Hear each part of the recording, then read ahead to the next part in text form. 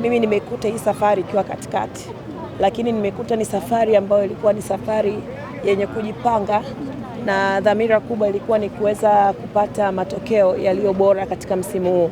Wote tunafahamu katika msimu uliopita wa 23-24 timu yetu haikuwa na wakati mzuri uwanjani, so kwenye ligi kuu hata kwenye mashindano ya kimataifa.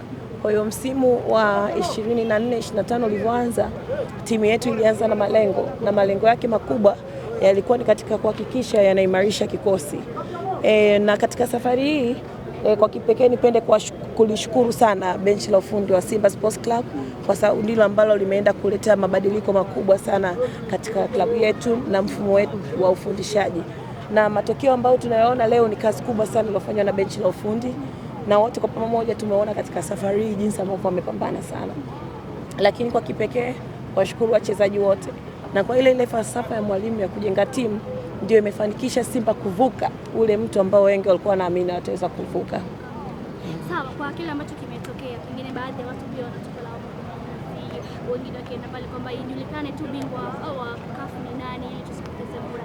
Wewe umetazamaje? Mimi kwangu kila inapotokea changamoto ya mpira, naamini kuna sehemu kubwa ya kujifunza sasa katika management na uendeshaji, na sisi kwetu inatupa nafasi zaidi ya kuweza kuwa na muunganiko wa kuweza kuleta mabadiliko ya kifikra, kiutawala katika mpira wa Afrika.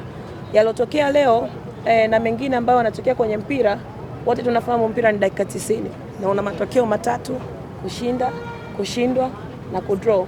Lakini katika hayo yote mimi naamini kwamba leo hatuna deni na wachezaji wetu, hatuna deni na kikosi chetu, hatuna deni na mashabiki wetu. Tumekuja kucheza amani kama Mkapa, lakini vile vile mnaona mashabiki wengi wametembea kutoka sehemu mbalimbali za Tanzania kuja Zanzibar, na mpaka mchezo wetu leo unaanza tayari tulikuwa tumeweza kuuza karibu tiketi zote ambazo zipo katika uwanja huu. Focus ni ipi sasa? Focus yetu ni kuendelea na ligi, ratiba za ligi, kukamilisha michezo ambayo iko mbele yetu, lakini vile vile ni kuweza kuhitimisha ratiba ya nusu finali ya kuelekea nusu finali ya CRDB Confederation.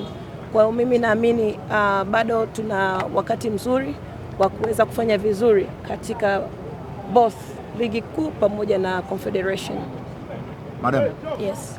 Kwa bahati mbaya imepoteza, lakini benchi la ufundi na mashabiki walikuwa hawajaridhishwa namna mwamuzi alivyokuwa anachezesha mchezo. Kwa upande wako umeridhishwa? Wewe uliridhishwa? Ninakuuliza wewe, mimi sina upande. Kwa hiyo kwa upande wako kama kiongozi wa Simba Sports, wewe uliridhika?